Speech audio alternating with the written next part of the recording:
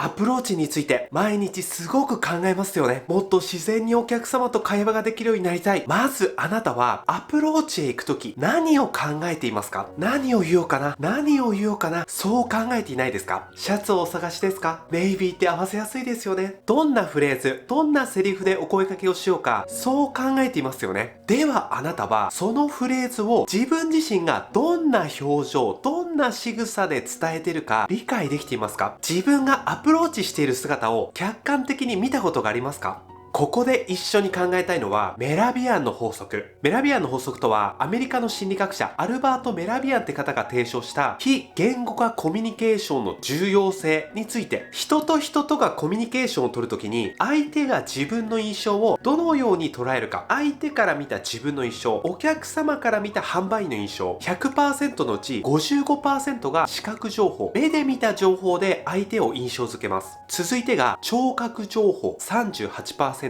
どのような言葉のニュアンスだったり表現で相手は言ってるのか、明るいのか暗いのか遠いのか近いのか、残り 7% が言語情報、販売員が何を言ったかです。これがアプローチにおいて非常に重要。ズバリアプローチをするときは販売員が言っている言葉と表情や仕草を揃えること、これがすごく重要です。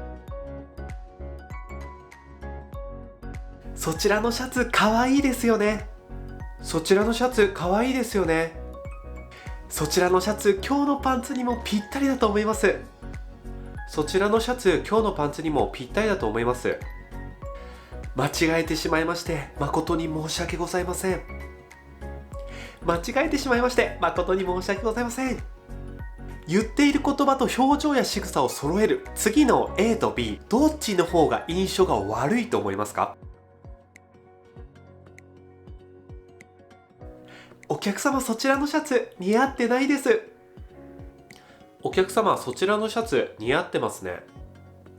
これ何が言いたいかっていうと、言った言葉と表情が一致してないと、今褒められたのっていうのがちゃんと伝わらないし、今ディスられたのっていうのもちゃんと伝わらない。なぜならば目で見た情報、視覚情報が人間にとっては影響値が高いから、そこもちゃんと合わせてよってことなんですよ。なので極端に言うと無言でアプローチしても印象の良さは伝わったりします。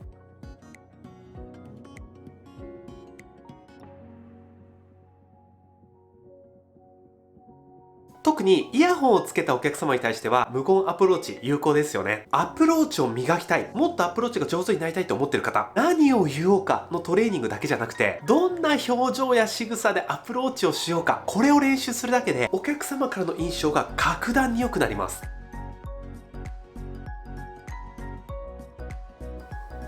いらっしゃいませ。どうぞ広げてみてください。そちらのシャツかわいいですよね。今日お召しのボトムスともすごく合うと思うので、お客様にもぴったりだと思いますよ。よろしければぜひご試着してみてくださ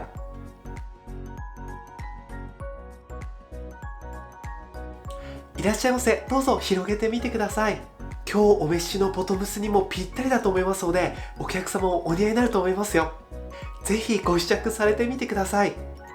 言ってることが一緒でも表情や仕草がその言葉に合っているか全然印象が違いますよね。ここまで販売員の発言と販売員の見た目、印象を揃えることの重要性について理解いただきました。次はいよいよなんて声かけをすればいいの？これ悩みますよね。まず残念な例として全く的外れなお声かけをしていないか。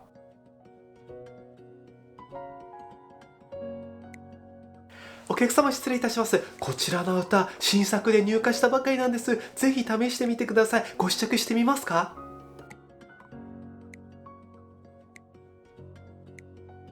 お客様失礼いたします。グレーや黒の色よりもこういったデニム地のアウターの方が使いやすいと思います。ぜひ試してみてください。ご試着いたしますか？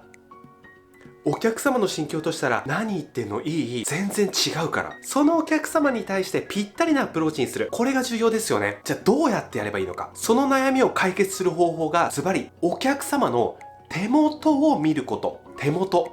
お客様の手の動きを見ることで、イコールお客様の興味を読み取ることができます。お客様は何に興味を持たれているのか。例えば、ニットばっかり触っていたら、ニットお探しなんですね。ネイビーの色ばっかり触ってらっしゃったら、暗めの色、ネイビーなどお探しなんですね。アウターばっかりを触ってらっしゃったら、アウターをお探しなんですね。素材をすごく気にされてたら、こちら生地感しっかりしてますので、値札、値段ばかりを気にされてたら、こちらアウターの中でもお求めやすいお値段でご用意してます。などなど、必ずお客様は手元から自分が興味を抱いていることをサインを送っていただいてます。でも、アプローチに踏み込めない、そう悩んでる販売員さんのほとんどが、これができていないんです。いらっしゃいませ。どうぞご覧くださいませ。いらっしゃいませ。お客様、審査回転もおすすめですので、ぜひ広げてみてください。いらっしゃいませ。そのお客様にとってぴったりなアプローチをするためには、ウォッチングがとにかく重要です。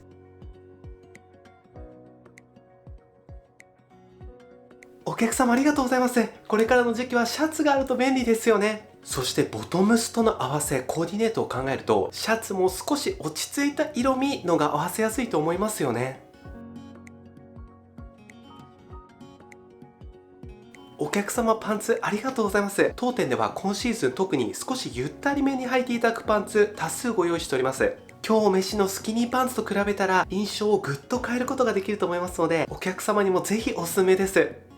こういったお客様に適したアプローチをするには見ないとわからないですよね。なのでアプローチが上手な販売員さんっていうのは必ずウォッチングを入念にしてそのお客様が求めてらっしゃるであろう言葉でお声掛けをしに行ってます。ただ闇雲に早くアプローチするとか当店のおすすめアイテムをただただ伝えるとかそれではお客様の心に響くアプローチにはなりません。あくまでも一人一人のお客様に適したアプローチが何なのかよく見てからお伝えをしに行くこと、そしてさらにテクニカルなお話をすると接客に求めるスピード感によって言葉のチョイスを変えます。急ぎ目、お客様が急いでらっしゃる、販売員としても混雑している状況でややスピード感が求められる時は断定的なアプローチをします。お客様が急いでらっしゃらない、販売員も急いでない状況であればより共感の持たれる言葉、アイメッセージとしてアプローチしに行きます。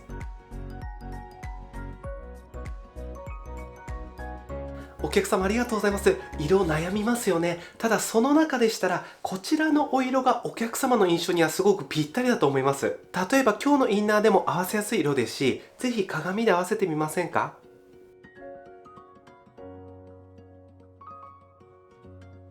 お客様ありがとうございます。色悩みますよね。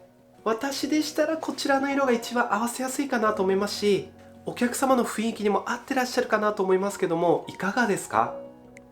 速いスピードで求められるときはお客様がイエスかノーで答えられるようなアプローチにする。スピードが求められない状況であればお客様に共感するような言葉、共感が持たれるような言葉、アイメッセージといって私はこう思いますけどもいかがですかというようにオープンクエスチョン、お答えの仕方がたくさんあるお声掛けの仕方をする。おさらいとしては1つ目、伝える言葉と表情を合わせること、非言語コミュニケーションの重要性。2つ目はお客様の手元を見ること、ウォッチングの重要性。3つ目は求めるスピードによって言葉のチョイスを変えること、断定的に伝えるべきなのか共感を持たれるアイメッセージを交えるべきなのか、これらを意識するだけでもっともっと接客が楽しくなります。また次回の動画でお会いしましょう。沼チャンネルの沼でした。ありがとうございます。